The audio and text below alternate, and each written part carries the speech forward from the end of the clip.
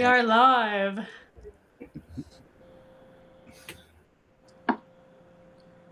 Dun, dun, dun. Someone, Hybrid Wine, hello. Yeah. I know you usually wait for a few minutes to let people filter in. People Yeah. are they're filtering in and out. Yeah. Hybrid Wine, I've seen a couple of times, I think. Hello, hello. It's a new name for me. I'm not seeing nothing. Yeah, I haven't seen anybody, like, I can't see when they I didn't hear join. that. Oh, you can't? Mm-mm. No, all I can see is it, like if the chat pops up. That changed for me like a few days ago. When I'm the orchestrator of the live, I can see it.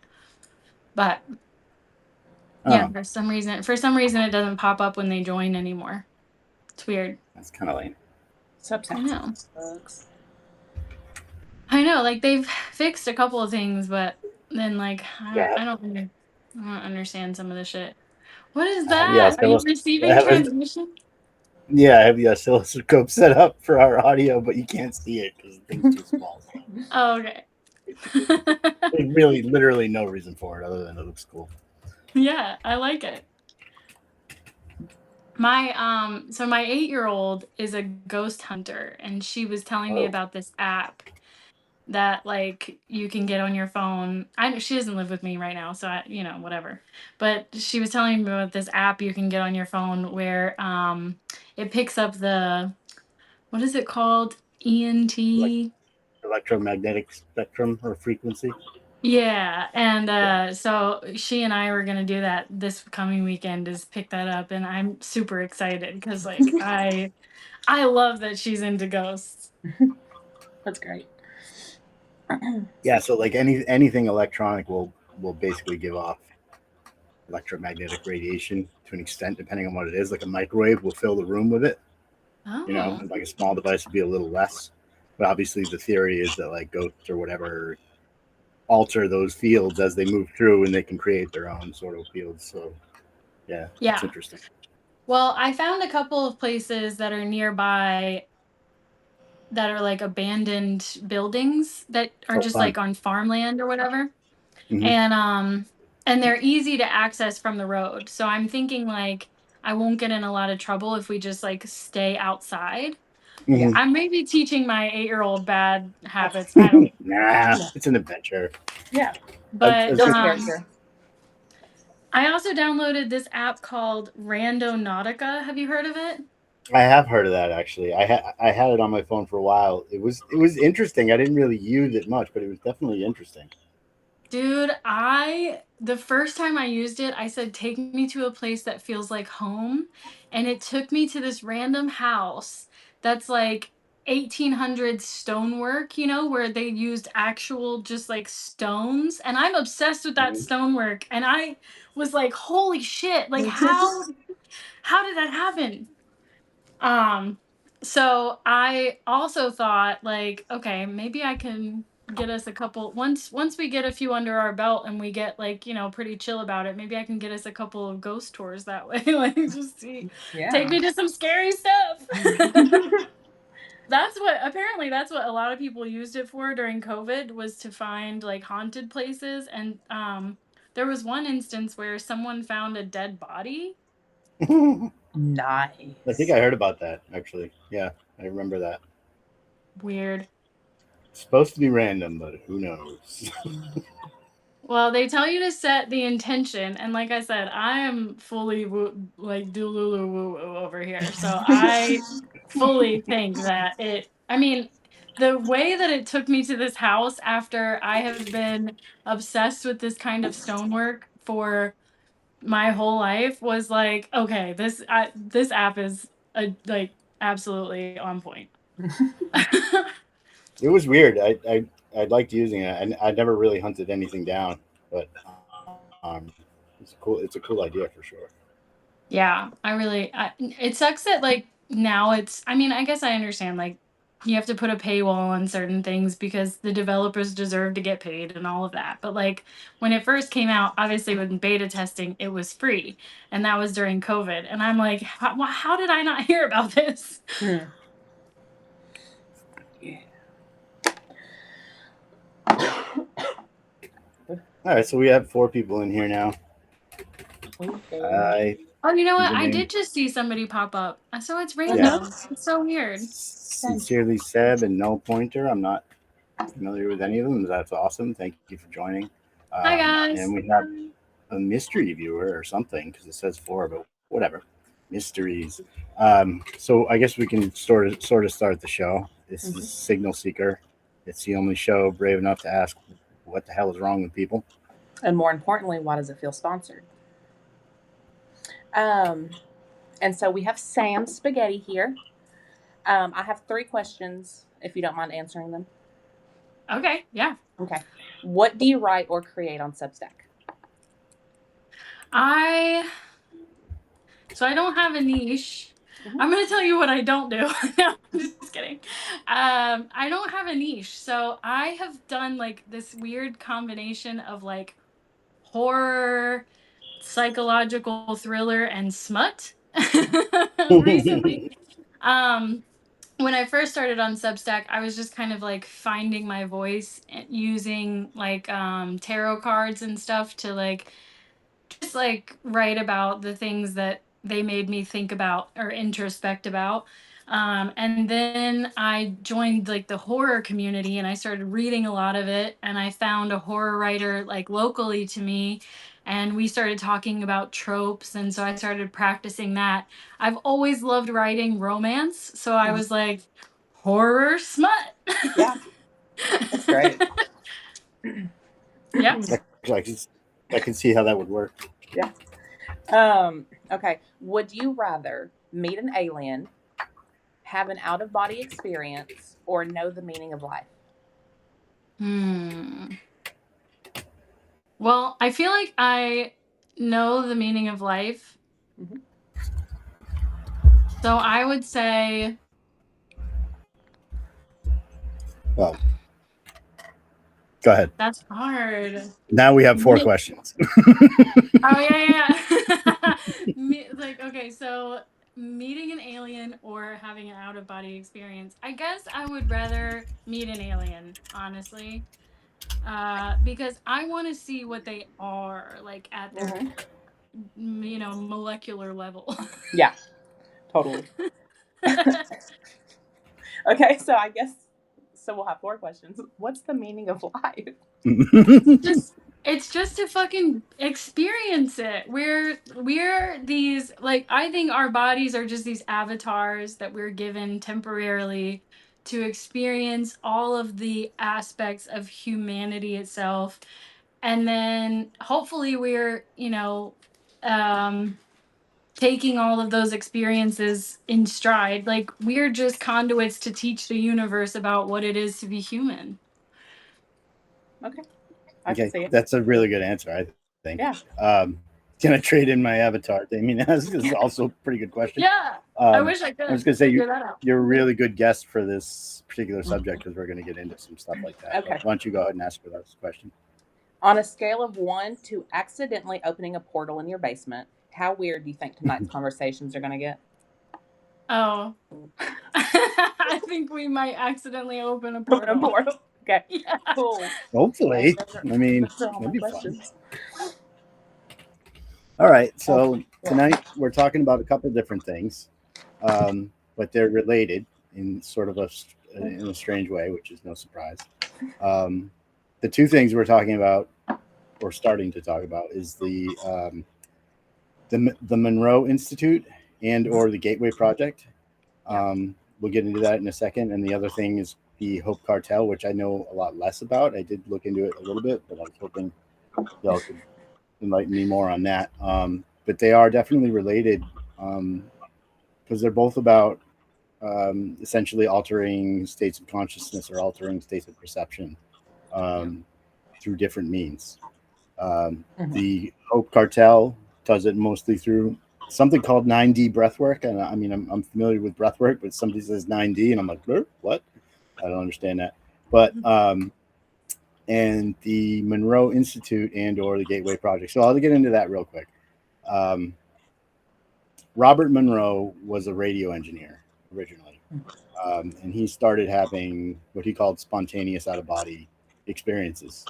And he got rather obsessed with it, and he got really interested in the idea of altering states of consciousness with audio, specifically tones, and using binaural beats and binaural tones.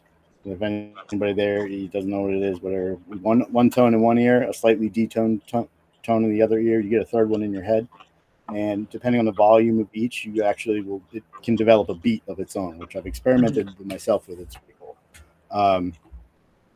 And so he came up with something called a hemisync, which is basically the hemisync process, which was something like that with tones together. I've listened to the whole thing. I did the whole thing myself alone in a row, because at one point you have to kind of harmonize with it, and it's a little weird, but it was cool. I'll get into that later. What's that? I said, don't do that on the first date. Or do. That's probably good advice, yeah. Or do.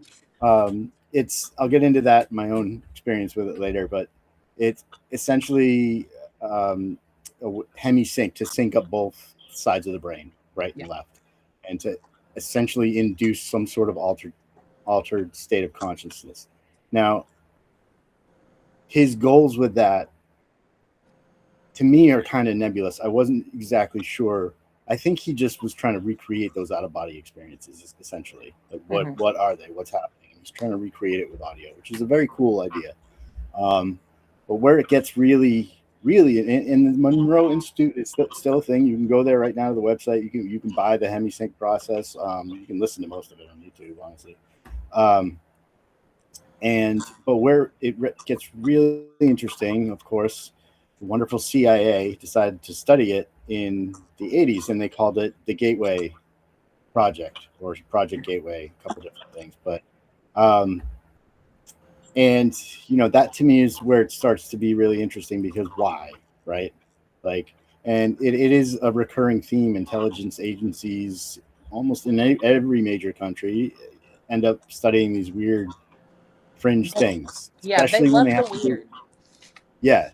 Especially when it has to do with consciousness. Now, the official line with that was during the Cold War. Robert Monroe and a couple others kind of claimed that they could do remote viewing with this process, basically just seeing what everybody knows what it is. And they, whether or not it was confirmed, nobody can really know this. The CIA did a bunch of experiments. The Monroe Institute has done a bunch of experiments. They say they did. There's all sorts of things, but nobody can really confirm it. A story's just a story.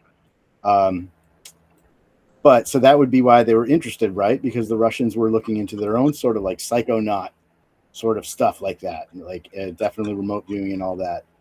I think it's different. I think there's a different explanation. I'll get into that later. I think that's actually the cover story.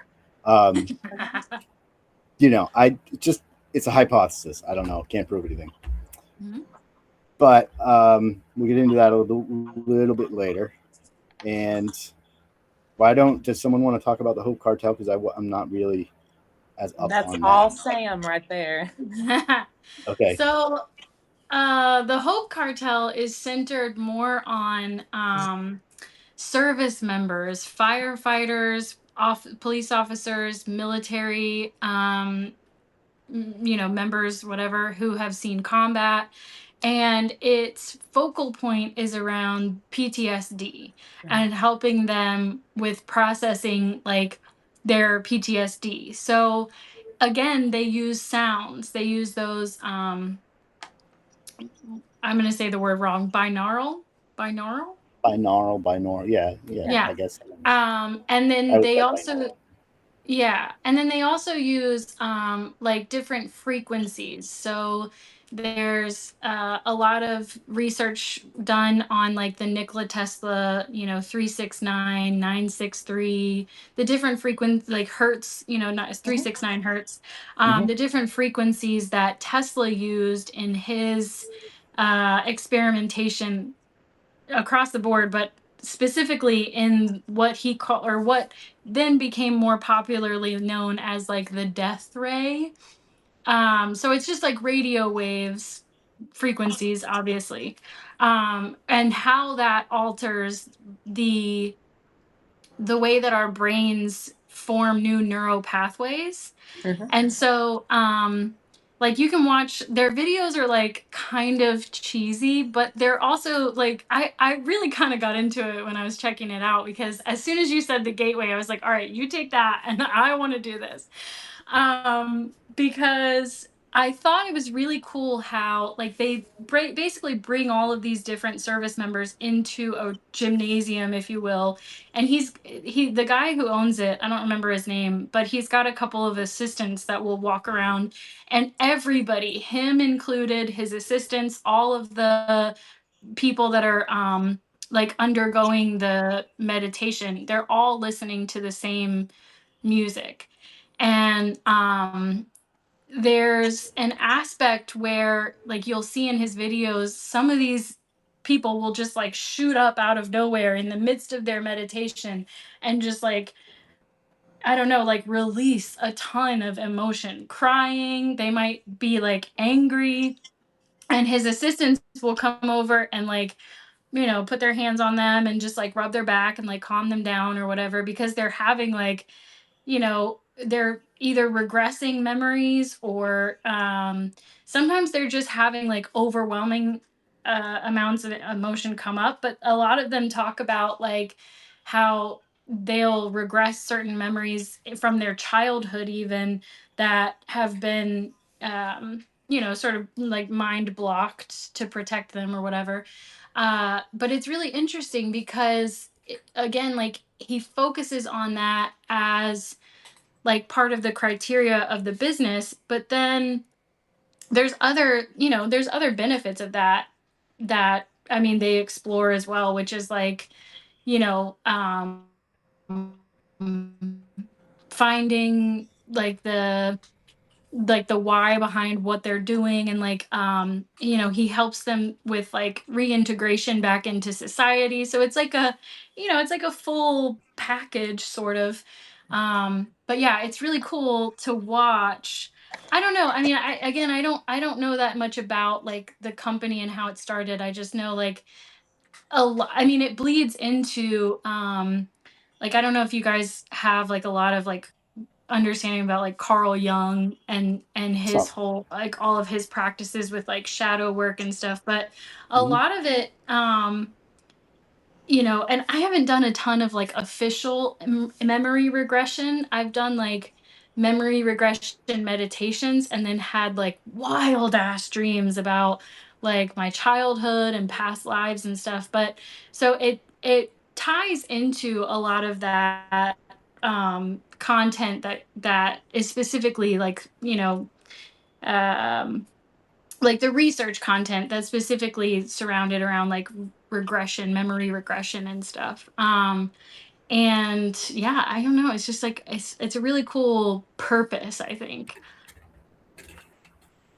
Go ahead. I wanted to get a pen to write notes because Reeby's being smart and writing notes and questions. I want to do the same thing. I always write notes. So yeah, no, it sounds really interesting. When you first started to describe it, I've never done one, but it reminded me of an ayahuasca ceremony where they do that sort of thing. They're just like Yeah. out of nowhere in the middle of it, and I can 100%. I 100% believe that you can get to those states essentially without the chemical assistance. It's a lot easier, but you can get to something similar just through breathing. I think my own experience, it's different, it's more focused than meditative, but my own experiences with martial arts and the breathing and everything is like, yeah, you can absolutely be in an altered state. It's almost like dropping into a zone where you're just faster than everything. But so, and that's just breathing. If you're adding audio and all this other stuff to it, and a guided process like that, I can absolutely see how that would help for trauma and everything like that. Yeah, it's. I didn't know that they relied on audio that much. That's again, that falls right in line with Monroe. It sounds they probably know each other. I'm guessing, or did at some point, whoever came up. I don't know. I looked for dirt on the Hope Cartel. I did, because at first it sounds a little culty, but I couldn't find anything. Yeah. I couldn't No, find a damn me thing. either. Yeah. I know. I think the guy who started the Hope Cartel, I'm pretty sure he started out on TikTok. I'm pretty sure his name's Gary. Gary something. I don't know. Let's see. I'm going to look it up. But yeah, I'm pretty sure that and it's Australian, right? Yeah. Yeah. Yeah, Gary Wright. Yeah. I'm just going to say, I also didn't know that they focused so heavily on first responders and soldiers and all that for trauma treatment. That's cool. Cool. Did not know that. Yep. You know, certainly, you know, I think it always needs to be said, though, when you mention that you don't need to be a soldier or a first responder to have experienced trauma. Like, it happens anyway. So, you know, I never want to try to. The Trauma Olympics is the dumbest game ever to play. So I guess, I mean, I can get more into the Monroe thing and my own experiences with that.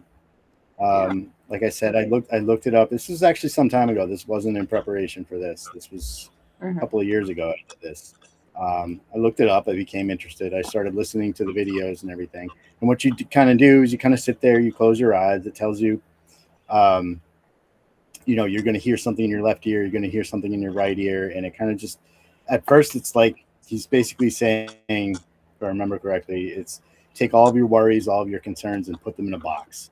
Literally, visualize in your head, putting them in an iron box or you know, something like a vault, and then it kind of just goes from there. There's a lot of ocean wave noises and some tones passing through right to left, and then it gets a lot weirder, but it gets weirder. Like there's kind of this vocalization in the background, kind of like droning almost, like oh, and you're supposed to try to match it. And when I was doing that, I mean, just from the fact that if you hit the right tone, if you're reverberating in your skull and it's pumping one into the other, like something's going to happen in the sense that you're going to reach a state of resonance and you're going to feel it. You'll physically feel it. And I think that's where the whole sort of thing comes from. Now, the question is it just a physical process that's going on that makes us feel a certain way, or is it consciousness? Is it affecting consciousness? And my whole thing is consciousness not really inside our skull? Is it really actually out there and we're just antennas, right? Yeah. We're just receivers. I think that sort of idea is becoming more popular. It's not new, but it's becoming more popular, or at least more well-known. And that's where we can get into some of that. Like, I'll just jump into it now. So I don't know if anybody follows the UAP thing, unidentified aerial phenomenon.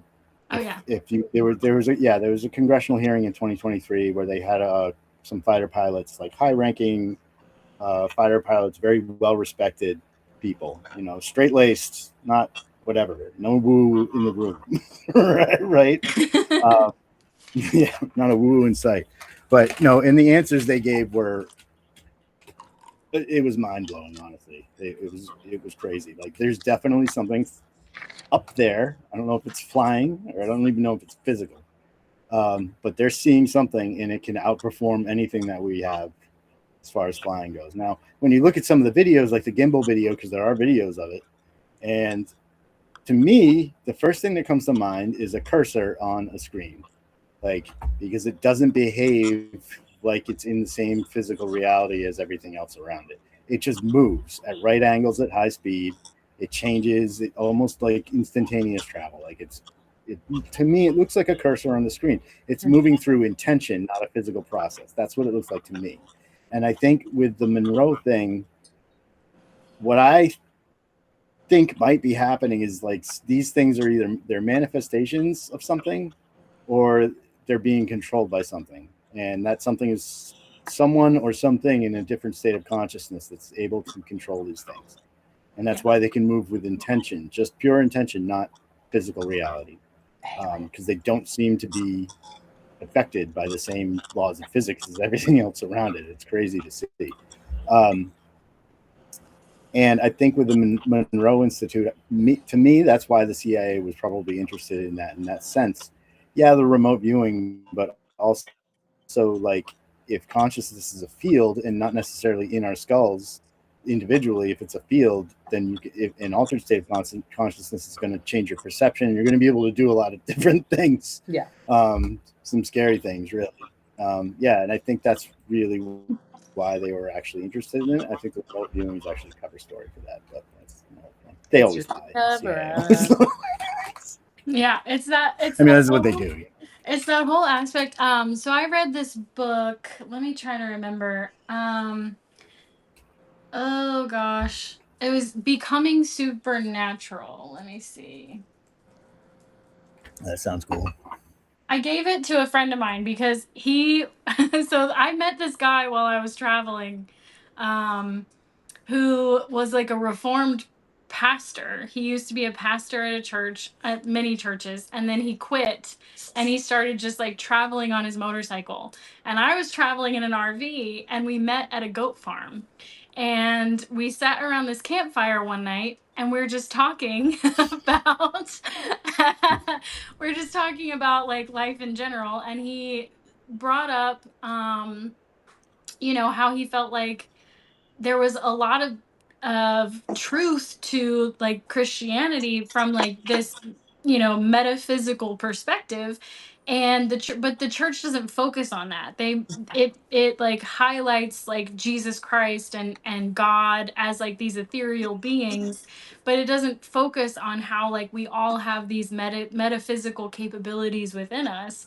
And so I gave him this book, and in the first chapter of this book it talks about how, hold on, I'm trying to find it's Joe Dispenza. You guys have to have heard of Joe Dispenza. Okay. So I don't think so. put that down in your notes because that guy, I mean, he and who does the New Earth? Hold on one second.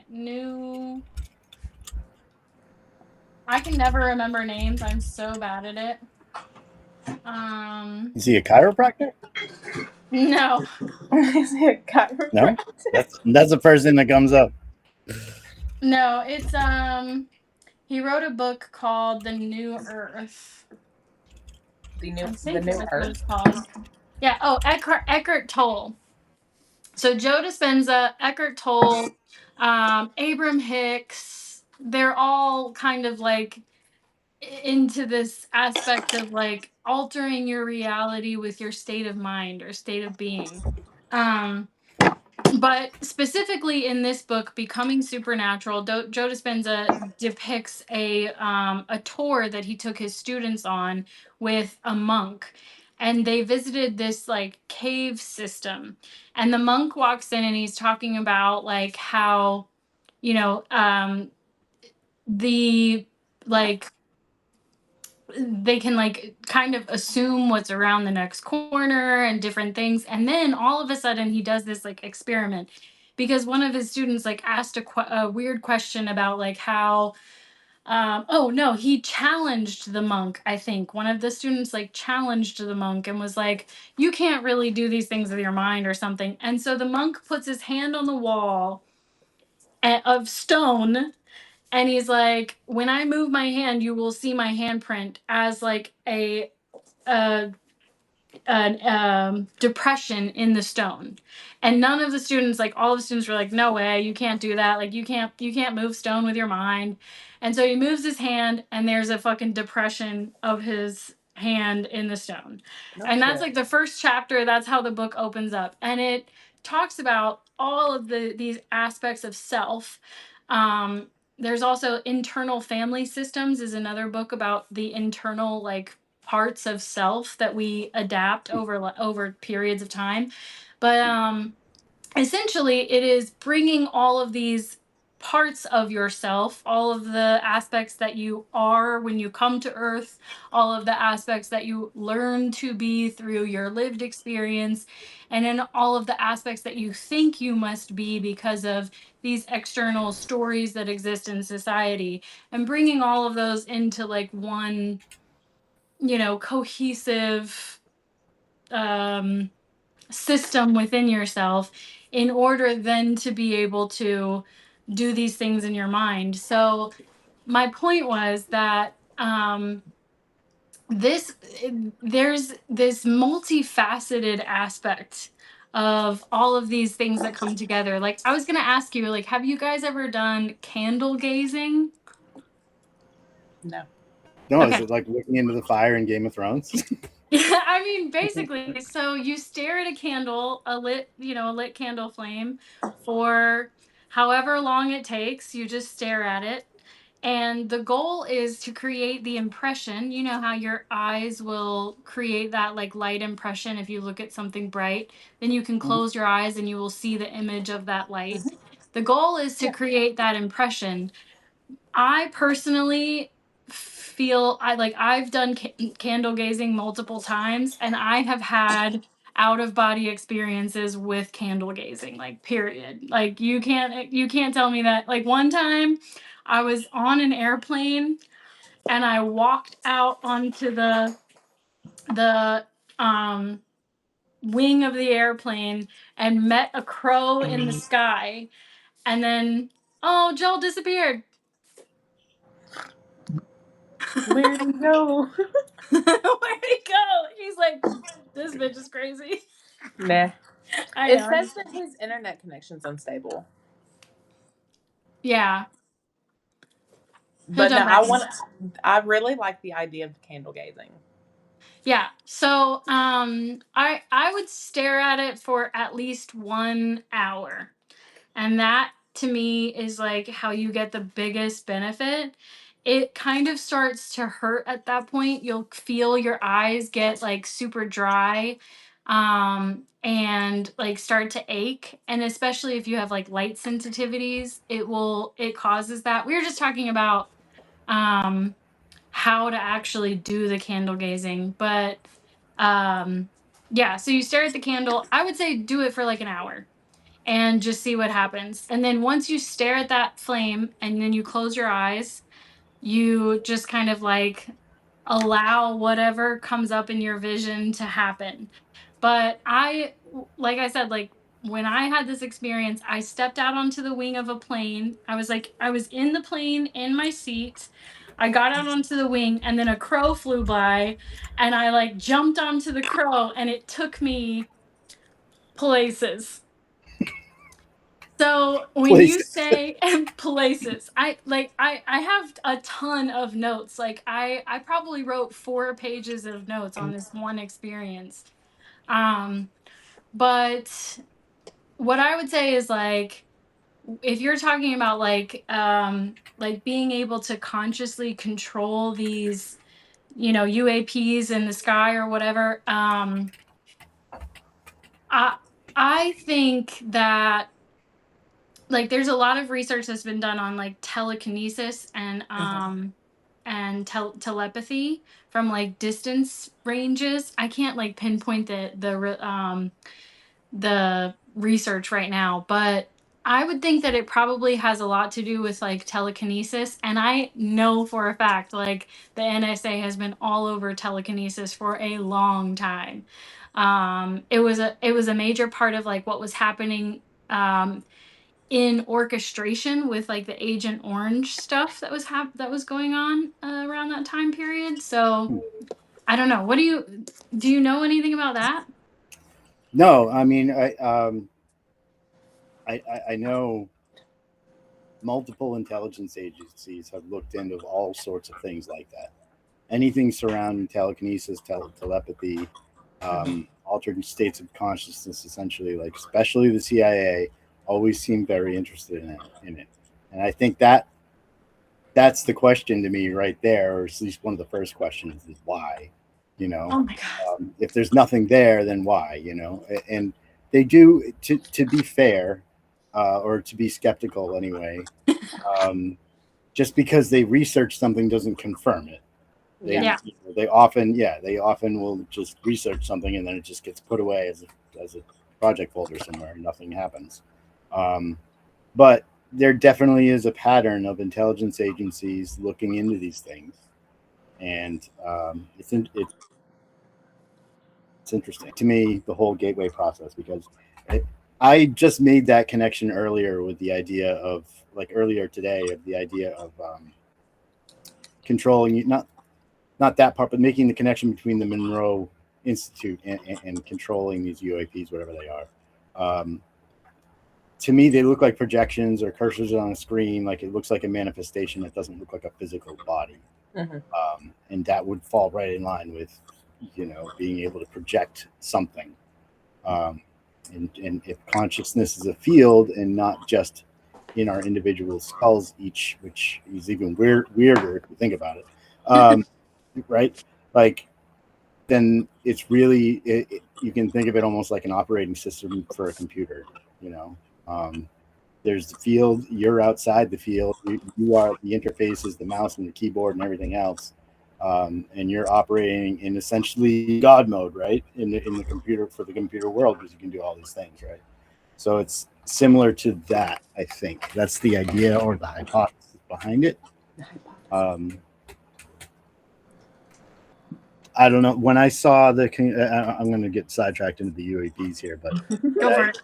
When I watched the 2023 congressional hearing on it, it was, I mean, they literally just asked these guys, like, eventually they started asking the right questions. It took a while, but then they started asking these guys, like, what is it you think they're doing?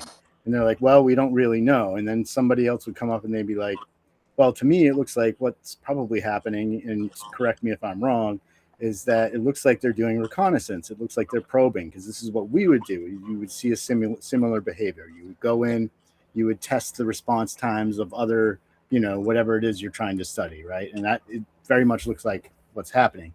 And they asked one of the pilots, they were like, do you think that's what they're doing? And he just said yes. Yeah. There was no hesitation, no hedging. He's just like, yes. And then he asked him, well, if one of these things, attacked you in some way, would you be able to defend yourself in the fighter jet? And he said, no hesitation whatsoever, nothing. Like, he's like, no. And everybody kind of just sat back and they were like, what? And he goes, yeah, no, there's no way. That's too really fast. Interesting. Yeah, they move at like right angles and stuff. So there's just no way. And I don't know. I think there's something to that. I don't know exactly what it is, but the idea of reaching an altered state of consciousness and controlling some sort of projection or a manifestation to do those things is, I think, what we're looking at with some of it. So that's what made me like remember this experience of like being like flying with this crow, was you talking about how this thing just like looked like a cursor, like because let's say, for example, like just shits and giggles, right? There's just some like 30-year-old fucking like person like meditating in their RV with a candle, who just like manifests one of these things into the sky. Who knows? Well, I mean, because that's what made me think of. You said it looks like a cursor, and for me, like I depicted it as a crow because it was this black thing in the sky. But I mean that, and I mean we already know that like our mind fills in gaps, right? Yeah. Perception, like when something doesn't quite fit, our mind makes it fit somehow. Yeah. Oh, so the uncanny valley. Not as film that keeps coming up. I need to get into that. Yeah, okay, you do. we can turn this into multiple episodes, but yeah, look up the uncanny valley, because that is a really cool phenomenon that could potentially be like a bridge to like current alien visits that we just can't, we don't have proof of or whatever, but like you know, people talk a lot about like lizard people and what aliens might actually look like. But the uncanny valley is something that our brains just automatically do, where we see something that is intended to look human, but for whatever reason, our brains can identify that it's not. And it's actually like a big topic of exposure right now, like while like AI has come into play creating like deep fakes and stuff, because there's an aspect of our consciousness, there's an aspect of our perception that can identify these things as deep fakes with very little energy. You know, you can kind of like look at it and tell.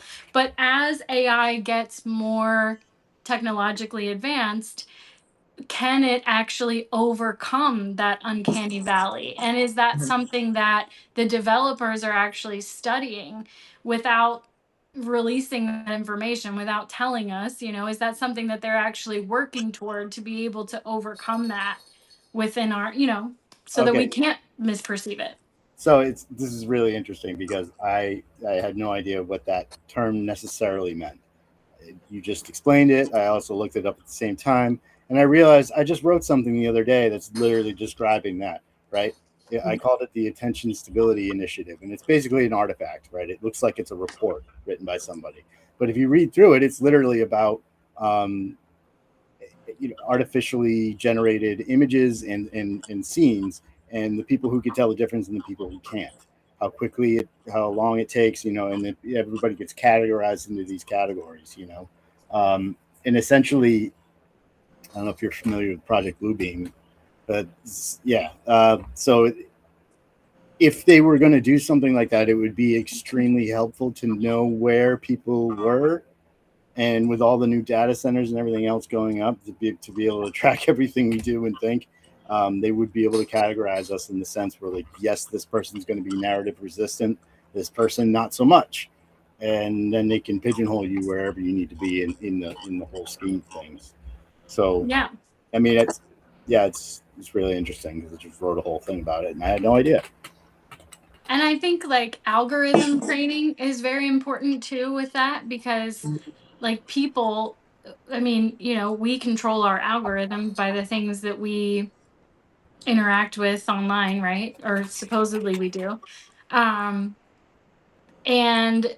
there's this aspect now where the more integration of like these deep fakes and things like that into our like normal algorithm and how we interact with it, whether we like it or skip it or comment or whatever the case is, that could be like a super indicator of each individual's capability to identify these things.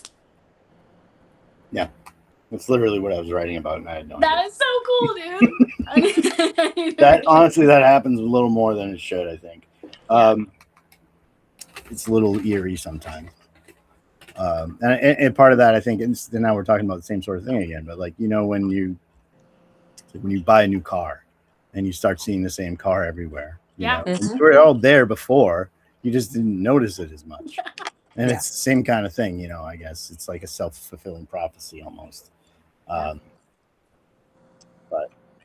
yeah, I mean, I'm sold. I was already sold on the idea of being able to change your state of consciousness with just breathing. Never mind breathing, audio, and then a guided process. Like, there's a whole thing going on. It makes perfect sense to me. So yeah, I mean, that's so the aspect of consciousness being outside or more than just within us, right?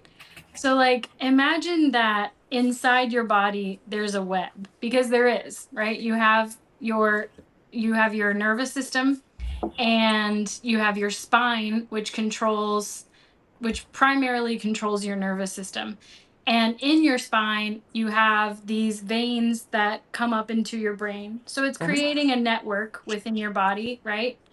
If you look at a tree actually looks very similar to what your spine looks like, and your spinal cord, and how as your spine transcends up your body and into your brain, it, those neural pathways or whatever expand, and in your brain is like the most like top heavy area of I don't know, neural whatever connectivity to your spine. So if you look at a tree, it's very similar to what our spines look like. I actually found that during a trip on mushrooms.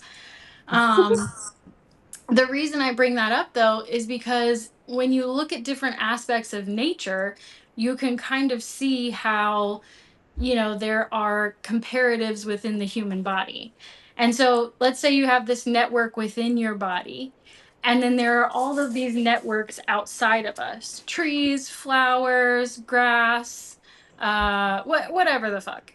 And even like certain things like the way,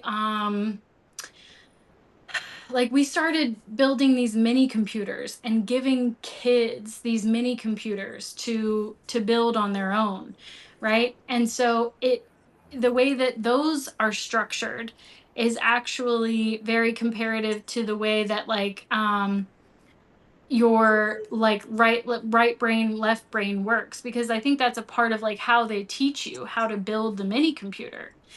And there's like this like cell phone towers, for example, the way that those are structured and how the radio waves communicate across the ionosphere.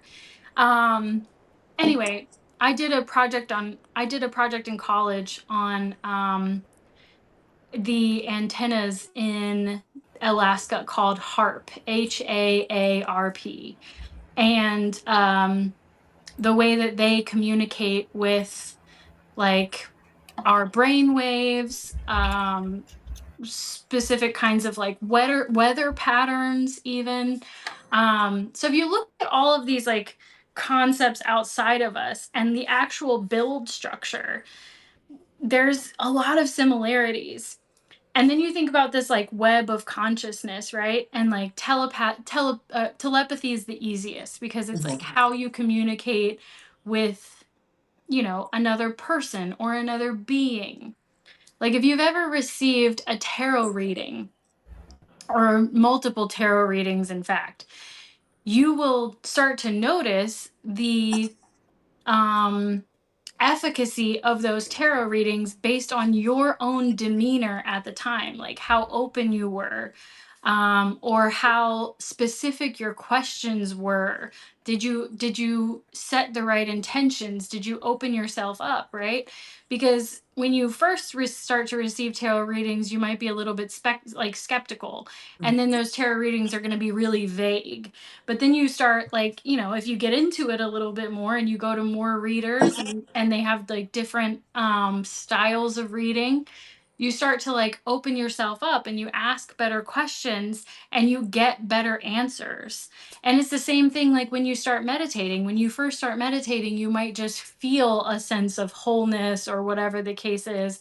But the further that you go into it, the better your intentions are and your questions are as you continue to meditate, you'll get better information. So I think there's like these webs within all of us.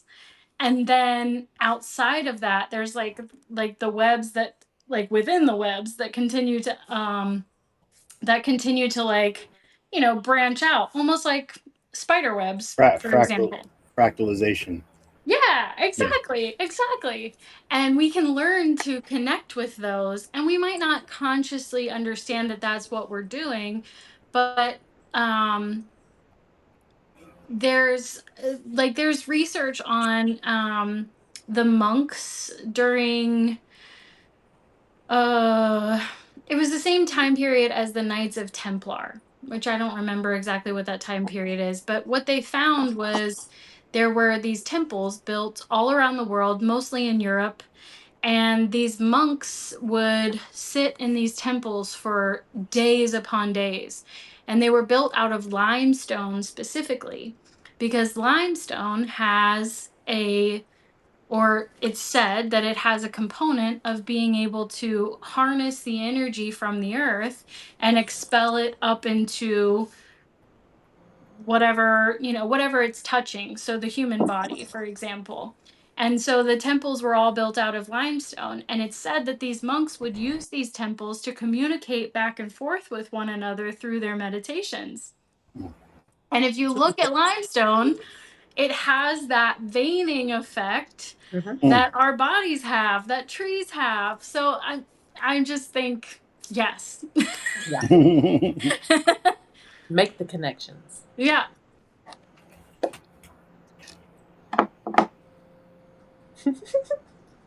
I'm just thinking about the limestone. I thought we were going to say it has some sort of resonance, because I know obviously when they make, what do they call them? Amphitheaters and everything else, like depending on what they make them out of, and like, or they make a theater now, all the acoustics that go into that. It's interesting. Limestone does not have a single universal resonant frequency. Its frequency properties depend heavily on geometry, density, and integrity. And it's not dense. Environment. Yeah, it's not at all. But I mean, if you were trying to make an antenna, you wouldn't want something necessarily dense. Yeah.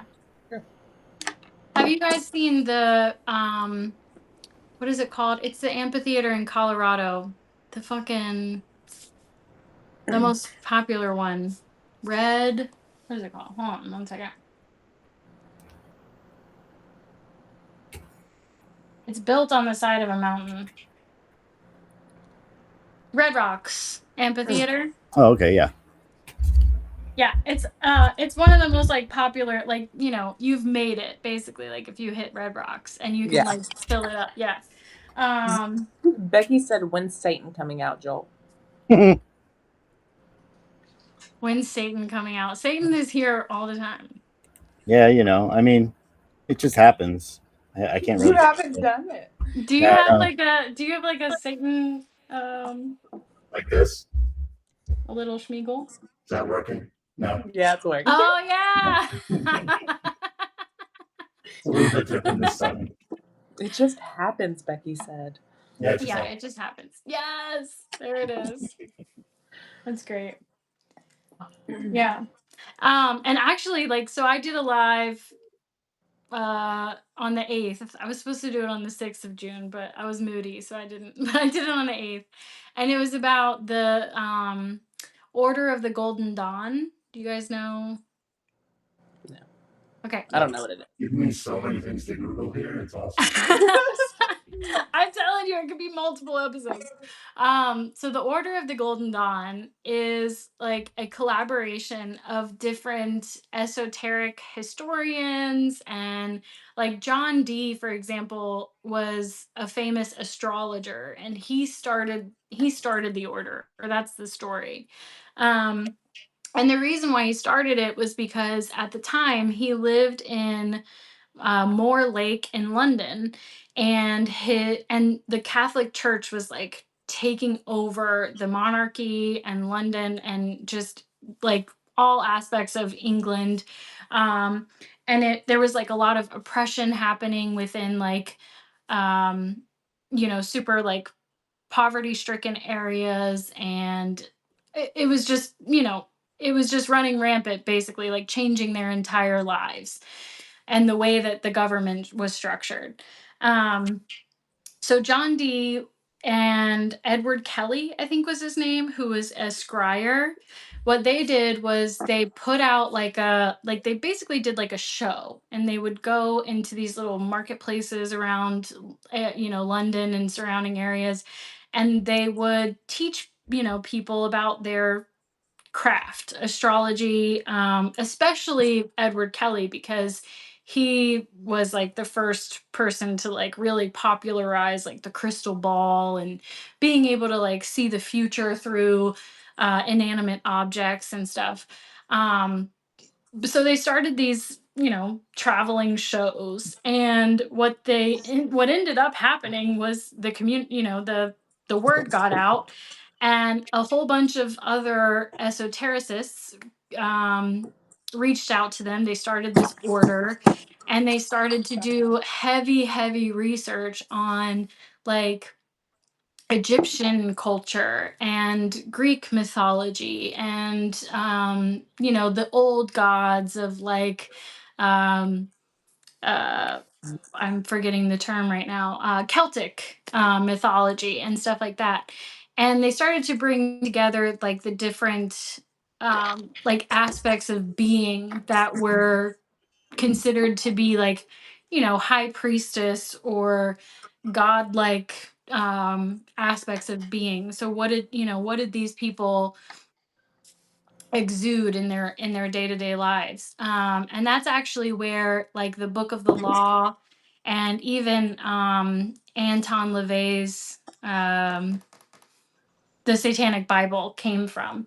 And essentially the idea of that is even with like Satanism and worshiping Satan, which is not a requirement of Satanism, but even with that, there is this aspect of self as God and self as center of the universe.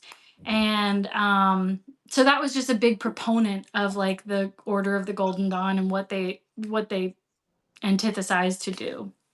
They're very much surrounded by every conspiracy theory you can possibly imagine, it seems. Yeah. As soon as I started reading about it, I was like, oh, yeah, this is going to be definitely, they're going to be part of that. And if you get that, you get both parts of it. They are definitely up to some weird shit. They are exerting some sort of secret social control. There's no question about that. What their goal is and their intent is a different question. But then you get the other side where they're just going to get literally blamed for everything all the time. Well, and that's the thing. So I think there's this like widespread story of like one goal that they had, but I don't know if that was intended as necessarily their purpose. What I will say though is that John Dee, before his partnership with Edward Kelly, was an astrologer and he worked primarily for businesses and like government structures. And that's really what astrology used to be used for. It was like the almanac for social control. And you can look at like Greek, like the building of like Rome for as a perfect example of like how they structured their government and their farming and everything around like astrological cycles. But the reason why I think he started to get a little bit more dark in nature, if you will, as to like his purpose for things was during his partnership with Edward Kelly. Edward Kelly, while he was like this scryer and supposedly the best in the world, he was also a fucking con man. And like they preyed on just like individual people. So like Edward Kelly would fucking go to someone who was having money problems and give them this like spiel about how he could solve everything and give them the answers to the universe, and they would pay him, and then he either wouldn't follow up or like the information was bullshit. And then at the end of their partnership, Edward Kelly was still going. He was still making money. And he ended up like leaving John Dee in the dust, and John Dee died fucking like homeless and drunk on the streets of London because he bought into this fucking piece of shit knowing full well he was conning people. Yeah. And that is a note to like modern day spiritualists who sell faith. Like when you fucking sell faith, be careful with that shit, because I fully believe in karma as a as a real like structure of life. I mean, yeah, I completely agree. Anytime somebody's trying to sell faith or some kind of secret system, it's a grift almost every single time. It's the stuff that actually works. You don't need any of that other stuff. It can help, being on a ranch in Arizona or whatever, where it's beautiful or whatever, can certainly help, but it's not necessary for growth or healing or whatever it is you want to do. So, yeah. just looking at more. I mean, links to Jack the Ripper. We got political manipulation. Aleister Crowley was a big part of it. And this is interesting. They said he was using dark spells to control and collapse the group from within. And while that may or may not have happened, he did actually forcefully seize the London Temple while wearing an Osiris mask and a kilt. So the boys got up to some real fun, I guess. Yeah. That's a wormhole you could dig into forever, because it's even linked to current factions of secret societies today, like the Freemasons and the Skull and Bones Society. And we know, like like, for example, there's a specific order of I want to say it's Phi Beta Psi. You can correct me on that, but it's a specific not sorority, what is it called, fraternity, where the fraternity members they become Freemasons. But without getting political, we've also seen fucking evidence that human sacrifice has been a part of Hollywood and our political system much longer than we thought it was. Which then ties to, like, is the Illuminati real? Yes. Well, yeah, I mean, who knows? I don't know. I don't have the answers, whatever. But this absolutely deserves to have the actual voice that should go with it. Oh my God. I think the whole human sacrifice thing. All right, so if you're a super powerful whatever billionaire, I guess would be now, you hold all this power over everything and this, that, and the other thing. Your brains, in my opinion, your brain starts to change. The chemical process starts to change. You start to think like a completely different sort of being almost. Now, they may see this as an advantage or something. I don't think it is. I think essentially what they do is they get more extreme and more extreme and more extreme. Some of them, not all of them, of course, but some of them they just keep trying to do. They keep trying to one up the last thing. I mean, what is it? If you're a thrill seeker and you can already do anything, you've already done everything, like what's going to be the next thing? And of course that would be controlling and manipulating and exploiting people, right? Or worse. So I mean, that stuff is going to happen regardless. If they're having secret dinners with those Irish masks on, or they're just being full of shitbags and doing trafficking, it's going to happen no matter what. The more power you give people over other people, that's just the more that's going to happen. Well, and like, if you look at different structures within, like, religious communities, for example, one of the first rules of Satanism is do no harm, and an eye for an eye, right? So if someone does harm to you, you can do harm to them. Well, if you look at, like, different religious structures, like for like the Vatican, and how there's this overarching, like, powerful being, what you're saying makes total sense, because the more control you seem to have over a system, or whatever the case is, the more control you cease to have, or you try to increase, right? The more control you go after, because it's like an addiction. And so that's some of the tenets within, like, the Satanic Bible, for example, is that, like, there's this aspect of a balance between like personal power, personal pleasure is a big aspect of it, and, like, interceding with someone else's capability to have their own pleasure. Well, then, you look at things like Christianity, and there's one God and one superseding, dominant power.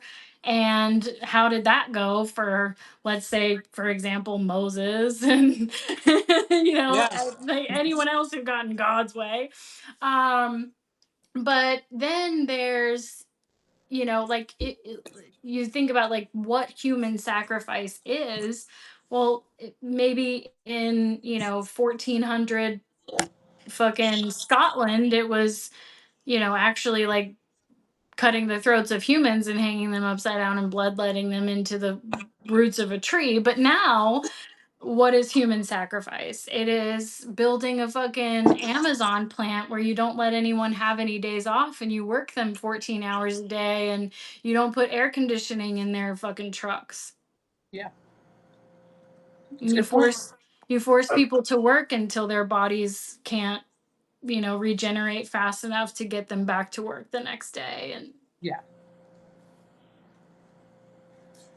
I was just looking up the difference, and you can probably tell me better, but I mean, I know there's like two main branches, right? There's like Church of Satan, and then there's the Satanic Temple, or is that the same thing? No, I think those two are different. They're just two distinct, and I know one of them has, I can't say for sure, one of them has a list of tenets, and if you read those, most of them make perfect fucking sense, and there's nothing in there that's like, oh my god, shocking. No, it's more like this is how you operate as a human being. Like, it's almost like if Machiavelli wrote it, but actually had a moral compass. Like, it's probably right. So the Satanic Bible is what's practiced in, I think, the Temple of Satan. And what's in here is called the 19 Enochian Keys. And in those 19 Enochian Keys, they talk about, so I'll read you the 19th because it's the best fucking one that exists. It really sums it up pretty fucking perfectly. The 19th Enochian key is the great sustainer of natural balance of earth, the law of thrift, and of the jungle. It lays bare all the hypocrisy, and the sanctimonious shall become as slaves under it. It brings forth the greatest outpouring of wrath upon the miserable, and lays foundation of success for the lover of life. And so the Enochian key, the 19th Enochian key, for whatever reason, is like the final tenant or the final, like if you upgrade to your final form, you have basically like become this lover of all things of life, whether it's painful, whether it's like an aspect of nature, an aspect of another person. I'll give you an example, right? Like, let's say you have someone in your life who is fucking annoying the shit out of you because they're like attention, they have all this attention seeking behavior. The Satanic 19th Enochian key would be like you unlocking this aspect of yourself that can love them and give them this attention without harboring ill will towards them, because it's something that they need. So you can respect them, you can see them for what they are, and love them anyway. And that's the thing, is like, it's crazy because people are like, oh, Satanism is evil, but really, like, whether you worship Satan or you just simply are a follower of this construct, the rules are pretty fucking simple. Like, love yourself, love everyone else, don't hurt anyone unless they hurt you. Like, it's like, don't be ashamed, be a person. Yeah. It's what it kind of boils down to. It's like, you can protect yourself, that's fine, but don't be an asshole. Yeah. It's a beautiful religion. I see, like, me personally, if it has an ism at the end of it, I'll study it, I'll learn about it, I don't want anything to do with it. Because I feel like it just locks me in. Why would I do that? Why wouldn't I want to be able to operate on different levels at different times? For different reasons and different principles. You know what I mean? I'm provisional like that, so I don't Jennifer said atheism is cool. Yeah, I mean, I think very similar to that. I think all of the religious structures are just trying to understand human consciousness and trying to help other people, originally trying to help other people understand it. Like, for example, the Bible, before it was translated into the King James Version, which is the English version, it was written in Hebrew. And in Hebrew, God is Yael, which is I am. Yep. And so I think religion at its core initially always tried to help humans understand human consciousness and how to cultivate communities with other humans, because we're all these highly complex beings, right? Like, especially as we go through things in life, like, just anything can be fucking trauma. You know, you could have a house fire, or your mom could just be a fucking bitch, whatever the case is, right? Like, we all go through these things that create us as what we, like, the outcome of us, who we are as adults, and we have to put up with that shit. Yep. And that's really what, like, religion is there for. It's just to give us these guidelines, morals. I think we have some of that stuff naturally, but, like, not to say, like, not for nothing, religion has a purpose, and it's important to our structure in society. But do I think that one religion answers any one question? Absolutely not. For me, for example, I take a lot of stuff from Hinduism when I am, like, practicing, like, out in society, because Hinduism talks a lot about, like, loving each other and the interconnectedness. And, at times I have found myself in dark places where, I've hated someone because of their own personal political views or whatever. But now, as I practice things differently, I don't see things in that simplistic format anymore. I practice a little bit of, like, Celtic, Norse, like, ritualism. Like, I personally work a lot with the deity Odin and his theology around sacrifice for knowledge and understanding of the world and understanding of self, ultimately. So there's, like, a lot of different aspects that teach us different things about the format of life. It's just, Yeah. it's too complicated to subscribe to one belief system. And I mean, I think they're essentially all trying to describe the same thing. And it's something that's actually indescribable language. You cannot possibly do it. And that's why you get so many different versions and so many different ways. And obviously, just different, whatever, like different cultures and other places, they're just going to do different things. They're going to have different stories, But even though that ends up, they're all the same. Everybody gets blood, you know what I mean? Like, it ends up being all the same thing. So, I mean, I think that points to something. And I think the fact that people are still out there cutting each other's heads off because they disagree on it is ridiculous. I know, like, literally, you're disagreeing on some other human's interpretation of life. Yeah, like, they may disagree, but they think, they disagree with each other. I hope they don't know what I think, because I'm way different than you guys. So,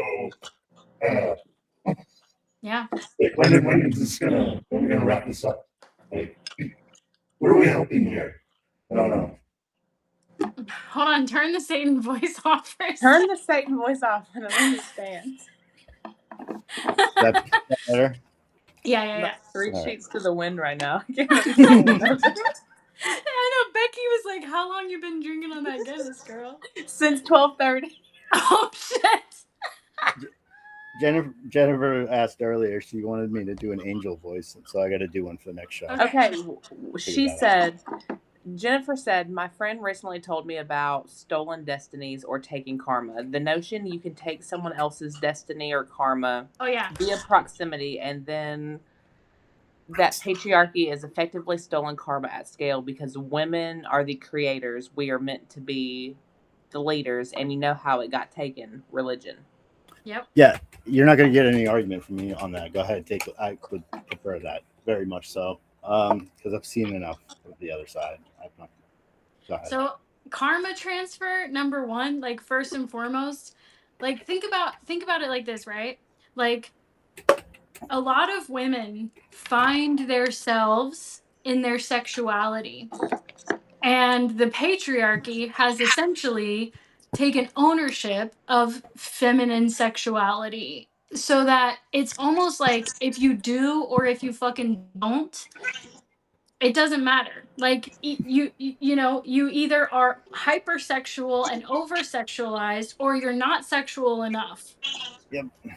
Yeah.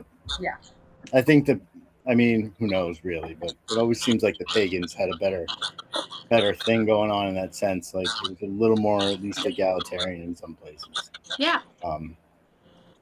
As much as it maybe could be, I think it was still limited in some places. But well, yeah, because the women were still. I mean, but the thing is that like we have to look at the physiological differences. There are physiological differences, and that's what I'm getting at. You know what I mean? There is an actual physical power dynamic that has to be acknowledged and sort of dealt with.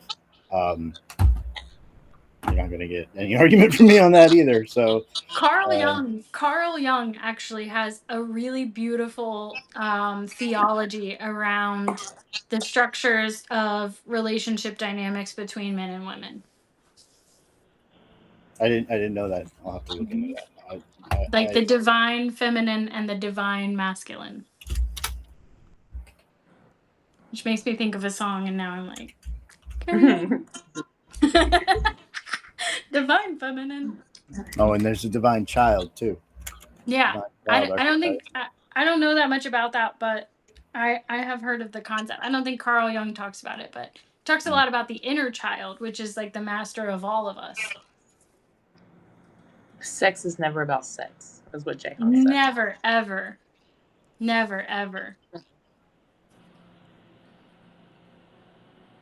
I'm just looking things up.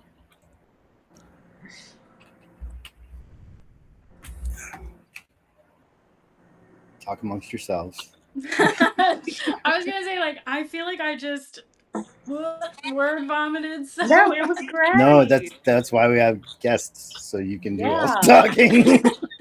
And okay, granted, I knew what we were going to talk about all week, but I had my kids. I'm living in a hotel room. It's hard to take care of 2 kids and try to get everything you need done. So I was like, you know what? I'm just winging this shit. Yeah. No. So, like I said, I mean, if there's not a designated fact checker, I'm just gonna let the universe pour into me what I need to say. Yeah. I mean, I can be a fact checker, but I usually just use that that function to look stuff up real quick so I can get better. Exactly. And if people are that worried about it, they can look it up themselves. Yeah, right. I mean, who's what kind of we all have. Then we have to agree on like where do we get the facts from? Speaking on, it just seems like let's just skip that part.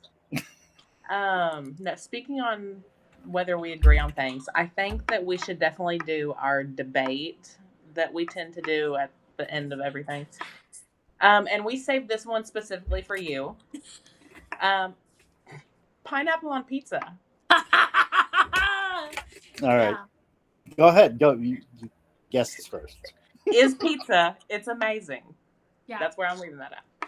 So here's the thing that I think is the most scientifically annotated reason for why pineapple belongs on pizza. And it is that pineapple in itself is an acid. Pineapple actually has like these hyper acidic properties that can overcome that like tomatoey, heartburny kind of like feeling that you get right when you eat pizza. So adding pineapple to pizza actually heightens the experience of the pizza from a physiological perspective. Yeah, it's like a digestive, right? Exactly. Okay. I mean, all right. Look, I'm not gonna say the pineapple and Hawaiian pizza or whatever with the ham. It's good. It can be good. Uh-huh. I don't think you can call it pizza. That's where how is it not pizza? At that point, it's a pineapple ham cheese pie. I don't know. You can call it whatever you want. But okay, call it a pie. People call pizza pie. That's why it's called pizza pie. So why what do you think the original like pizza is? Like, what do you think that is? Original is just Margarita. flatbread with shit thrown on top, and they cook it. I mean, it wasn't a lot. Like, it's pretty basic. Usually, you'd have like a very kind of a light sauce, and then chunks of maybe if you had cheese, but usually it'd just be vegetables and meat they put on that. Okay, I just looked it up. Yeah, so it's basically like the marguerite or whatever. Yeah, that's what I'm thinking. Yeah. Okay. Like that. Okay, that's fair. So, I guess would you call pepperoni on pizza? If that was in the modern sense, I mean, I don't think there's any way you can't, right? I mean, why? In this country, anyway. Maybe in Italy it'd be different, but I don't know. Yeah, I mean, because it defines the origin of pizza as being inexpensive, quick street food, flatbreads topped with local ingredients, tomatoes, cheese, garlic, and oil. That's pizza. Yeah. If you add pepperoni, or you add ham, or you if you make it in Hawaii, fine. That's fine. So if you're in Hawaii, you would call it pizza. Well, and they're using local ingredients and throwing it. Okay, but if they were using local ingredients, they wouldn't be using ham for one. They would be using pineapple and Spam. Well, pigs. No, they got pigs. They got pigs. Pigs are like a what do they call it? They're a nuisance animal down there now. Actually, the boar. They have. I worked with a guy whose job it was. They gave him a spear and a knife, and they were like, "Kill the pigs." Yeah. It's like when we go hunting for deer around here, they go hunting for boar. No, they don't even. I don't even think, because I was like, why didn't they give you a gun? And he's like, oh no, we couldn't use guns. It's like we had to kill him with a spear and a knife. And I'm like, Jesus Christ. You have to do it the old-fashioned way. Yeah, right? It's like this Game of Thrones job. I was jealous. Yeah, like Jay Hung was saying, vermin. Exactly, like pigs are like vermin there. Yeah. I'm just looking more at the chat. They root in everything. No, it's just funny because I seen the Armchair Dweller. He said something about, you're willing to basically eat ass, but you're not willing to eat warm fruit on the Like, come on, grow the fuck up. But look, I don't. Two different things, two different contexts. I mean, it's a funny joke, but it's kind of totally different things. At some point, you got to grow up, okay? It's pineapple on pizza. I know, you got to grow up and stop putting fruit on your pizza. No. No. Birthday party. Here's a pineapple on the pizza. Also, let's talk about the fact that fucking tomato is a fruit. Exactly. So suck on that, Joel. Yeah. Okay. Again, like it might be called a fruit, but it's. I mean, come on. No, it's whatever. It's not. Yeah, he doesn't have anything to say. No, it's not sweet. Right. It's not like a pineapple or a peach or an apple. Those are all like a ton of natural sugars. Tomatoes, not nearly as much. Actually, we eat tomatoes. I'm pretty sure. I'll Google it, but I'm pretty sure in this country we eat tomatoes before they are fully ripe. It's a vegetable in practice. She's absolutely correct on that. There's no only in practice. But actually, I'm pretty sure I heard, and I don't know if this is almost like there's a gray area that says anybody can have what kind of pizza they want. You can eat whatever kind of pizza you want. I just want you to call it pizza. It's still pizza. That's the point. So all right, you know what? I'll concede. I think I'm going to concede on it. Yeah, you fucking better. Just call it pizza. That's fine. Just call it pizza. It's fine. It's not a hill I want to die on. Good. We annihilated you. So. You submitted real quick. I'm done with that. My fault. Tapping out. Oh, good stuff. I'm like, there's no way I'm gonna win this. Are you gonna post a recording of this? I want it. Yeah. I want it. Yeah. So no, this is a good one. This is a very good one, I think. I love the debates at the end. They're so much fun. Yeah, that was good. We could maybe we should do more of those and intersperse them a little bit. We could do them contextually. I don't know. Mm-hmm. Wait, there was something else we were supposed to talk about. What was it? You commented the other day, and I said save it for Saturday. Do you remember what that was? I thought that was the pineapple and pizza thing. It wasn't that one. That was like a few weeks ago. This was like just the other day. You commented something, and I said save it for Saturday. Oh my God, what was it? I don't remember. I'll be right back.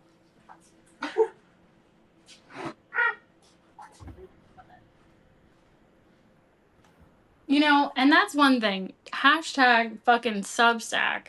You guys could do better on is give me a filter for my activity or a search bar in my activity. Right. Yeah, I know it. I know exactly what you mean. It's annoying because I'm really whenever I'm trying to find something, I have to scroll forever. You gotta scroll forever. Check everything. It wasn't that long ago, though. It was like a couple of days ago, maybe. I know. I've had a lot of comments since then, though, which is... I know, me too. I was down for a while, but picked it up this week. I know. Doesn't it suck having so many subscribers? No, I don't mean like even like that. It's just I wasn't posting as many notes. Like... Yeah, and then someone told him he needed to start engaging more. And... Yeah, someone said he needed to start engaging. So I just started yelling at everyone and making jokes. It really took off from there. That's good. So it worked. Yelling at people worked? A little bit. No, I mean, kind of. That note did do pretty well. I mean, for me anyway. It did. Yeah, I was telling someone, I don't think I can find it, so it's fine. I can't either. But I was telling someone in Discord the other day, they were like, I only have so-and-so followers, like, but I post every day. And I was like, dude, I just got probably my last 200 subscribers were from just posting random shit post notes. Like, not kidding. Yeah, I guess shit posting is the way to go. But it's like, I don't do it on purpose with like the idea that it's going to get me more subscribers. I honestly just have had this creative block for the last few weeks and I haven't had like a push to like write anything.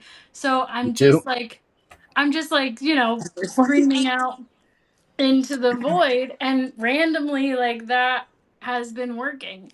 Yeah. I don't focus on subscriber count personally. I think it's just like a mental health issue. So it's like I don't think about it, but I have noticed that the more like that I've just been randomly saying stupid shit, the more subscribers that I've received. Yeah. And engagement really helps. It really does. Yeah. No comment. Joel that's for another time. Okay. No. I agree. I'm just like, he's a busy man. Yeah. Yeah. No, it's. I wish I could. What I was thinking finally came back to me. I wish I could read more. I really do. I wish. I know. Me too. More time to read. Like, I used to read a lot more. I was usually riding shotgun at work, but now I'm driving most of the time, so I can't. Mm-hmm. Yeah. If they have a if there's an audio function that they've turned on, like either the automatic audio or whatever, you can like play to listen. But I haven't even thought of that. Yeah. That's perfect. Thank you. It helps me sometimes being able to read more people is being able to listen while I'm doing other things. But yeah, because I listen to stuff when I drive anyway. So what am I doing? Yeah. The audio guy forgot there was an audio option. Great. Well, there you go. So you're an audio guy? Yeah. That's what he does. As much as I can be. I mean, I know you create these like fucking crazy audios for your posts. Those are amazing. I had a lot of fun with it. Yeah, I mean, I just kind of picked. It all started with Echo Rift. Honestly, I was like, oh, he's going to hear the radio station and it's going to be whatever. And I was like, I want to make the emergency alert signal so people can listen to it when the character does. It all started with that. And I downloaded Audacity and just went from there. And I've made a lot of stuff since then. It's obviously a learning process. I'm arguing with the computer. But eventually I get what I want. Do you have a MIDI or anything? No, I was looking at those though. Oh yeah. Yeah, cool. you should get one. Oh yeah, I could have sound effects during this whole thing if I had one of those things. Oh yeah, that'd be so cool. Yeah. It's what Joel does. That's so cool. Yeah. Like I said. I actually started to teach myself how to play piano on the MIDI. I haven't done it in a while, but because mine's broken up into like 12 different octaves, I can learn like one octave at a time. So it's a little bit less overwhelming than having 88 fucking keys. Mm-hmm. Yeah. I only have 24. That makes sense. That Yeah. makes sense. It comes to me too. Satan would be cooler. Is that why you turned Satan on? Becky was like, bring Satan. Yeah. Read your sound last. like Satan? It sounds like trying to do it different. It's supposed to be more like an Andy. No? Oh no, it definitely sounds like Satan. I don't know if you watched that video I posted, but it was like the girl who's playing The Sims, and she's like, yeah, this is Jen, and this is Steve, and he lives in the basement.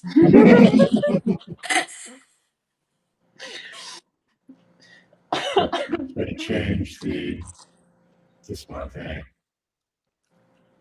Yeah. Yeah. How's that? It sounds like you. It sounds like me, right? It sounds more like you. But more? Yeah, Still but like, more. yeah. A little extra. Yeah, a little extra. South Park Satan. My God. Oh my God, I know. Dude, South Park did everything flawlessly. Like Everything. I can't argue. What does he say? I don't remember. South Park Satan. Just his voice is just. That's what you kind of sound like. Hey, Saddam. Okay, this is really obscure, but have you ever seen Santa Claus in Outer Space Satan? I'm sorry, what is this like a mashup? What's happening? No, but I need to. There's a movie called Santa Claus in Outer Space. Oh, yeah. And Satan is a main character. Why does that make perfect sense? Right? Like something about that seems very natural. I used to watch it when I was a kid, and so watch it, and then you'll know a lot about me. I mean, I watched Killer Clowns from Outer Space as a kid. Oh yeah. This is what I watched all the time. You never remember what it's called.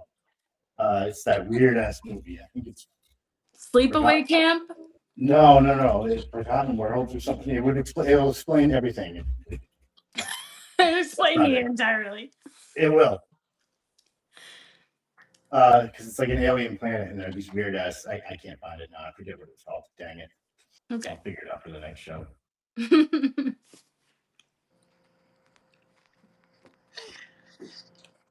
You sound like South Park Satan. He's probably just a couple pitches lower and a couple voice. Let me try. Okay, hold on. I agree, Becky. It's all still pizza. I'm sorry. I'm looking at the chat right now because I have not. I'm like not good at this. So maybe turn down the number of voices. What is an Al Pastor? Hold on. Al Pastor. Al Pastor. Al Pastor. Mm-hmm. So I can't hear it's it when I do this. How's that? Is that more Satan-y? Yes. Okay. That's getting very close. Yeah. Saddam. Oh yeah. Yeah, Saddam. They have a relationship. Did you find the movie? I'm curious. No. I was playing with the voice thing here. Oh. No, he's trying to sound like South Park Satan now. Oh, it's getting closer. I don't know. It is getting closer. There's something about it. It's just like this, like, oh yeah, Steve. Like, you know that meme?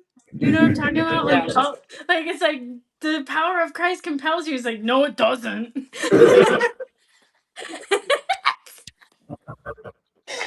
No, it doesn't. No, it fucking doesn't. No, it fucking doesn't. Here we go. This will change it. How's that? Yeah, Better? that's better. That's close. That's close. Yeah. Really close. Okay. That's it. That's it. I lucked out on the last one. Yeah, and I can Just actually went for understand it. you better. I was like, I'll move these 2 circles here. Right? The learning process. He's got a whiny twang. We should do it. I guess I'll be able to watch it. A whiny twang. Yeah. I love South Park. Yeah, me too. Yeah, I think my favorite. It's the funniest part. My favorite episode, though, is one of the more recent ones, which is the World of Warcraft episode. I haven't seen that. Oh, dude. I don't know if I've seen it. It's one of the more modern ones, but it was still like probably, I don't know, 2010. Oh, I've seen it. Yeah, I mean, yeah, you've seen it. But like Cartman gets really, the whole group gets really into World of Warcraft, but Cartman specifically. Mm-hmm. Cartman's my favorite. That makes sense. I feel like he's probably everybody's favorite. He's an asshole. Yeah, I love it. He makes the show. Mm-hmm. Have you guys seen the Book of Mormon? I have, yeah. Probably. The musical that they wrote? Yeah, I definitely saw that. Yeah. That's fucking hilarious. Yeah. Hilarious. Also, like, correct. No. Not well, I mean, you know what I mean. Well, the one guy, I can't remember their names, but the one guy, not the skinny guy with the curly hair, but the other one. Yeah. I think he grew up in like a Mormon family or whatever. So he's like super, he's very outspoken about it. Mm. Yeah. Good times. This was fun. It was fun. I'm glad you had fun. I don't know what we accomplished, but something. We ended up circling mostly around religion, which is fine because it's a natural segue from where we were at, I think. Religion and consciousness. Hong's like unhinged. Yeah. That's where I stay at. You could have called it that, actually. Yeah, that's a good title for the post. Yeah, that's where I stay at. I stay at unhinged. Yeah. Did we ever figure out who the secret viewer was? Mm-mm. Speak yourself. Show yourselves. Who are you? Let's see. What say you? No, before I could, I don't know. Let me count. It's funny because it says all viewers 16, current viewers 1. I can only count 15. And it says 16. I don't know if that means. Oh yeah, I don't see the secret person on the list. Right. I don't know exactly. Maybe it's one of us. That's what I was thinking. Of course, that can do something like that too. Like let's just make it super confusing. But Leroy, as soon as you turn on the live, it always says 1. What? Fucking yell at me.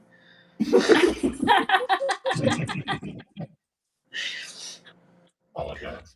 That's fine. Oh, do you have a cut on your eyebrow, Joel? Yes. Well, it's weird. It's weird that you say that because I touched my eyebrow earlier and it hurt. Well, that's what Becky just asked in the chat. Maybe. Becky, he has no idea what you're talking about. Look at me all close to the phone. I'm trying to look at that. Like, are you asking if he has like a scar? Yeah. I can see where it kind of looks like that right there. I think that a lot of that is probably the lighting. Yeah, that's what she said. Not a cut. Oh, okay. Yeah. I was about to say no. Yeah, fix it. Oh, look at you turning it different colors. What's that? It's a black light. So do you have a filter on? No, it's just a black light. Pretty lights. Oh, okay. It's it's my whole like vibe, like I'm from a bunker underneath a bridge somewhere. It looks like you've been decked. Are there different settings on here? No.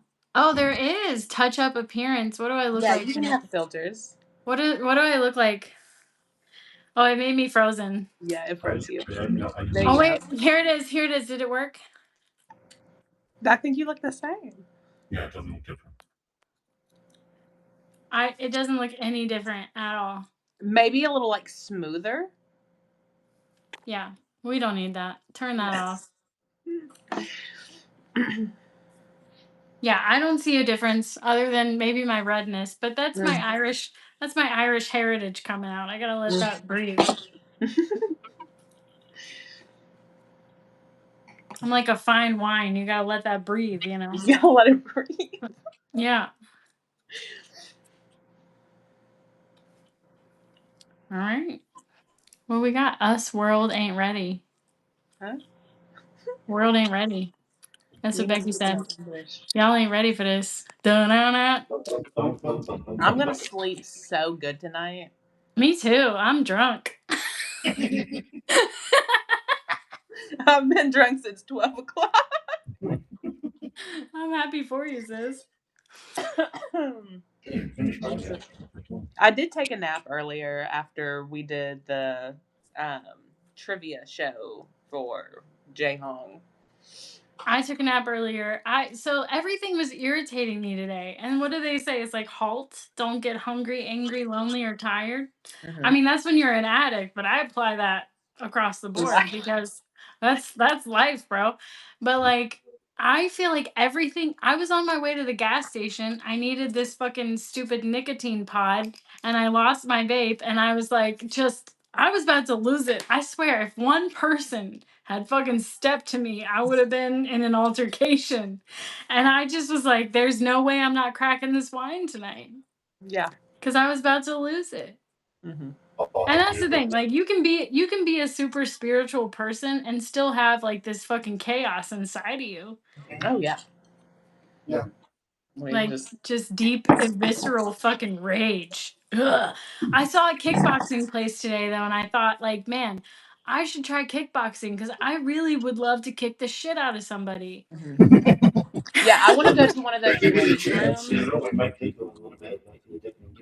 I did MMA and grappling when I was in high school. It was like an elective. And so I did try that a little bit when I was in high school. And I was really good at the punching aspect. I'm not so good at the grappling aspect. I kind of freeze up a little bit, but yeah, if I stick to the actual like boxing, I'm pretty good at it. Yeah. Sponsors. Yep, stay and repeat, and you'll be fine. A little bit of anti-grappling, a little bit of sprawl. Oops, I don't want to do that. Sorry, I'm just babbling. Babbling brook. Yeah. Sometimes a babbling brook ain't gonna do it though. You got the truth, right? Like sometimes it's just not enough. Like go sit by the brook. Ain't gonna work this. This ain't enough, bro. Just spend some time by the brook. Everything will be fine. No, I don't think so. I really think there's something to those rage rooms. Like, have you guys done a rage room? No, I want to go so bad. I haven't been. Yeah, I want to beat the shit out of a printer so bad. Like, it's top of my one of the. I want to break all of the dishes. Or like a car, because I have had this like feminine fucking desire to fuck someone's car up my whole life. Yeah, it's because of Carrie Underwood. She did it for us. Like just take a fucking Louisville Slugger to a motherfucking car. Yeah. I mean, that's the Patsy Cline in me. It seems natural. Yeah, it's a natural desire as a woman in society today to want to destroy a car. Yeah, I think. I agree. I just watched a video. So this guy, he owns a junkyard. Oh, I froze again. I don't know if you can still hear me. Yeah, we can hear you. Okay. I just got attacked by a moth. Oh, But I just watched a video. This guy owns a junkyard, and he was teaching you how to like destroy someone's car without really destroying it. So he was like, yeah, you take off the tire, those little Valves. tops. Yeah, those tops that come out. Yeah. And you put a pebble in it, and then you put it back on, and it slowly deflates the tire over time. And I was like, I'm like, that's on my list. I'm doing that. Like how to fuck up someone's day without creating like long-term. Yeah. I was always taught, sugar in the gas tank, put bologna on their car. Oh yeah, because bologna will it's like this tree sap, right? It'll just it'll discolor it for like temporarily. Yes. I don't know how temporary it is. I always thought it was. So there's a specific type of tree sap here in Virginia. I live in Virginia. That's fine. It's fine. Everybody knows that, and they stalk me, and who cares? But so there's a specific type of tree sap, and if it gets on your car, it does this thing where it oxidizes the just the clear, whatever that is, clear coat, right?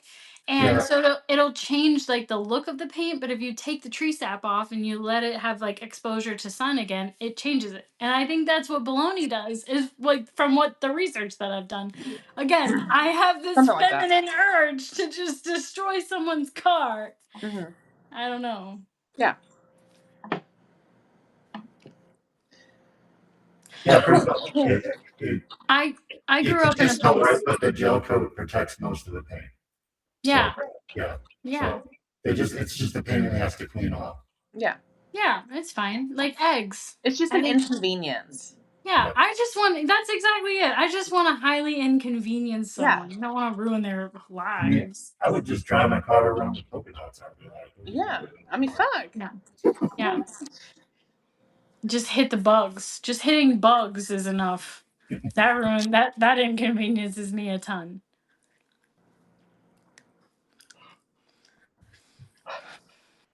But yeah. This was fun. That's fun. It was fun. Are we signing off? Do we have a sign off moment? Yeah, we kind of need one. We need a closeout. We need to come up with one. Yeah. We'll work on that, I guess. Next time.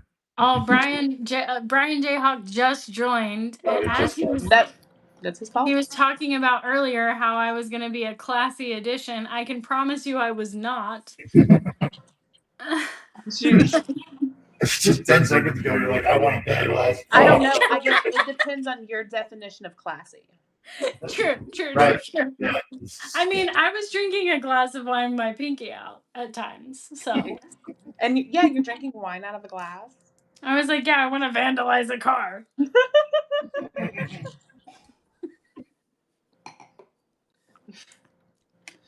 You should have been here. We do this at the same time almost every Saturday. I get really animated by what my voice does. So. Yeah. Oh, good night, Becky. I think she already left, but she did. It's Satan. Joel, it's Satan. Get with the program. No excuses. No, this was a great time. Yeah. You'll have to be a guest again. We'll have to delve deeper into some things. I know, there is so many candle gazing, dude. Mm-hmm. Yeah, I'm gonna have to give that one a try. Because if I have 3 notebooks full of fucking like random meditations, so I can pull some of those out if I know we're gonna talk about them and talk through that, because yeah, I've done some wild like past life regressions specifically. Yeah, that could be a whole topic on its own. Yeah. Yeah, no, you had a couple of subjects. You would be the perfect guest for us, I think. Mm-hmm. Yeah. It's probably at least.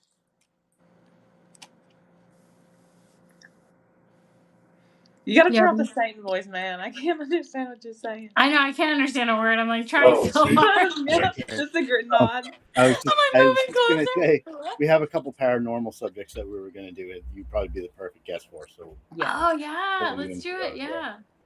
Yeah, I'll download that app that my kid was telling me about, and I'll play with some of that, because I know, like, I've watched a ton of like paranormal TV shows and stuff, and I know that they have like hit or miss results, but yeah, I have seen an actual ghost in public with other people there to witness me taking a picture of this fucking bald guy in a window.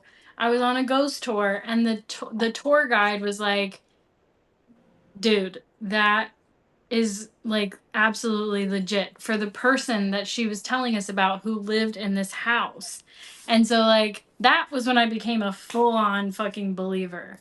Mm-hmm. And now I'm just like, all right, who is down to go spend the night in some prisons? Let's go. I mean, I'm not that far away from Virginia, I don't think, right? I don't know. Where are you at? What state? Tennessee. Huh? I live in Tennessee. Oh no, you're not that far. No, yeah, I was just in Tennessee the other day. There you go. I think right now I live 3 hours from. No, I'm like 2 hours from Johnson City. Okay. Yeah, I'm about 3. Okay. So that Johnson City, we can meet there. Yeah. I'm sure there's some haunted shit in Johnson City. Goddamn for sure. God damn.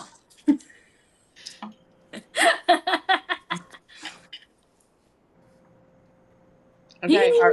Are we done? Yeah. I mean, I'm done. Joel's done. Joel's done, so we're done. No, I don't have anything else to say. I'm just sitting here. So. All right. Well, thank you for joining us. Yeah, thanks for having me, guys. It was awesome. Alrighty. All right. Thank you. We'll see you guys later. See ya.